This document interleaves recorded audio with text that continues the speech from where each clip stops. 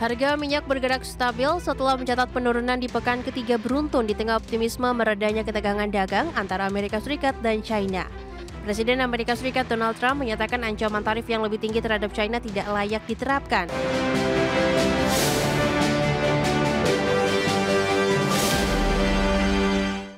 Kita beralih ke informasi komoditas. Harga minyak bergerak stabil di awal pekan di tengah optimisme meredanya tensi perang dagang Amerika dan China. Harga batubara jatuh di perdagangan sepanjang pekan lalu dan mengalami koreksi secara mingguan di 1,1%. Sementara harga emas menguat tipis usai koreksi dalam terdampak profit taking di perdagangan akhir pekan lalu.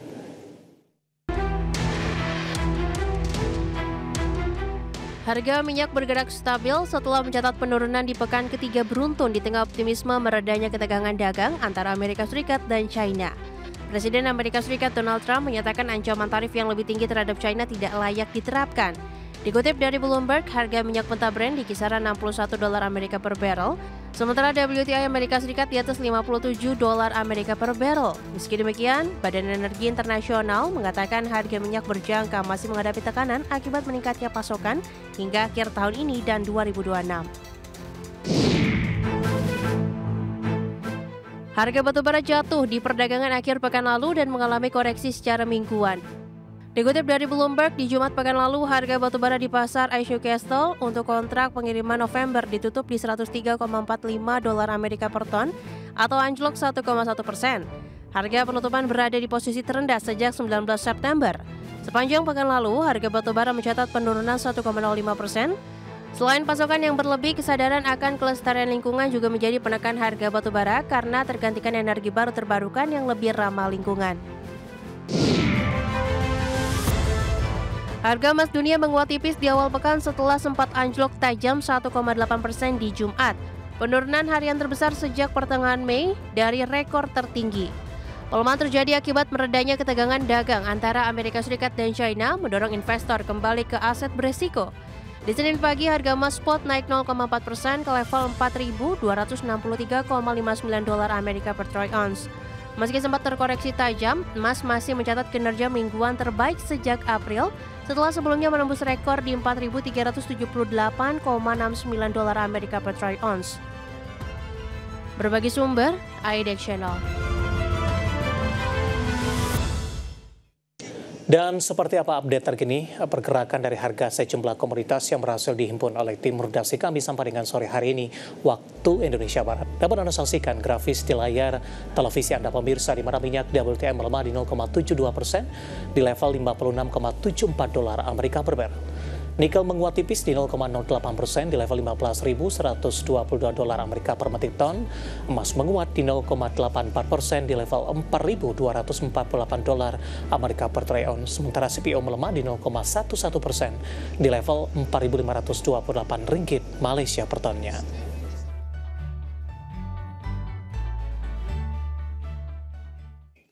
Topik pilihan dan juga informasi emiten pilihan akan kami hadirkan sesaat lagi. Kami akan segera kembali.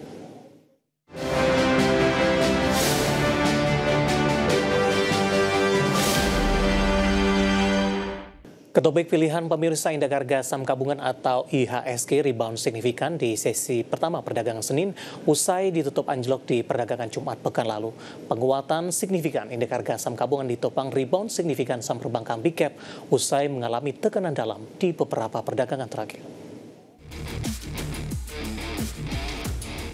Indeks harga saham gabungan ditutup menguat 1,97% di level 8.071,291.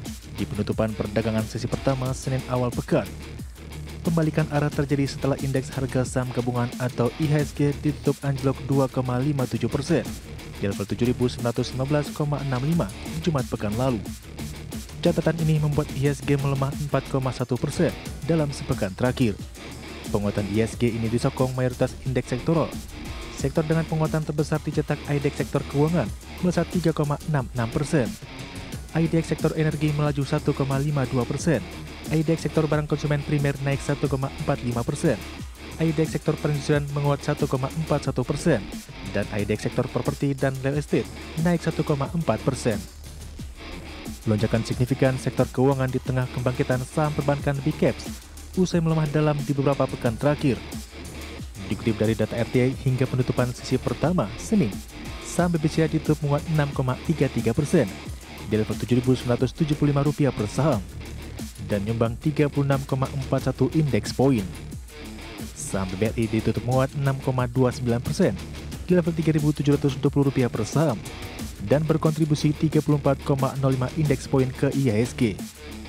Saham BMRT ditutup menguat 6,42% di level Rp4.310 per saham, berkontribusi 22,85 indeks poin. Dan saham BBNI ditutup menguat 7,63% di level Rp4.090 per saham dan menyumbang 10,37 indeks poin ke penguatan IHSG.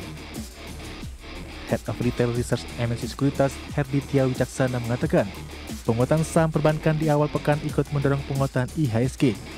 Selain dari rebound atas tekanan dalam beberapa waktu terakhir, diperkirakan adanya rotasi dan inflow ke emiten-emiten perbankan, dan secara historikal adanya penguatan jelang rilis kinerja keuangan.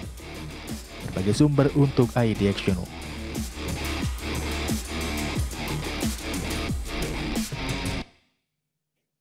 Keinformasi emiten pemirsa, PT Lippo Karawaci Tbk atau LPKR melalui 2 anak usaha mengakuisisi aset Imperial Arya Duta Hotel dan Country Club milik entitas asal Singapura, First Real Estate Investment Trust, di mana manajemen menegaskan rencana transaksi tidak mengakibatkan dampak negatif material terhadap kegiatan operasional, hukum, keuangan, atau kelangsungan usaha.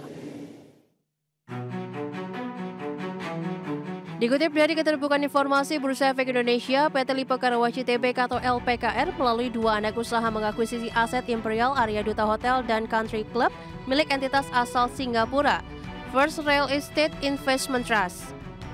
Transaksi tersebut dilakukan di 17 Oktober 2025 antara PT Abadi Jaya Sakti atau AJS dan PT Tiga Mitra Eka Mulya atau TME sebagai pihak pembeli serta Lovage International Pty Ltd bersama Yasi sebagai pihak penjual. AJS dan TME merupakan anak perusahaan Lippo Karawaci yang seluruh sahamnya dimiliki secara tidak langsung oleh perseroan. Sementara itu, Lovage International Pty Ltd dan IAC merupakan entitas milik First Rate yang memegang seluruh saham PT Karya Sentra Sejahtera atau KSS. Berdasarkan perjanjian, Lovage dan IAC akan menjual seluruh saham di KSS kepada AJS dan TME. Masing-masing kepemilikan ini mewakili 99,99% dan 0,01% dari seluruh saham yang ditempatkan dan disetor di KSS. Nilai transaksi tersebut mencapai Rp332,2 miliar sebelum penyesuaian, termasuk di dalamnya komponen kewajiban dan komitmen belanja modal yang masih berjalan. Corporate Secretary PT Lippo Karawaci Tbk atau LPKR, Rati Safitri menegaskan, rencana transaksi tidak mengakibatkan dampak negatif material terhadap kegiatan operasional, hukum, keuangan, atau kelangsungan usaha.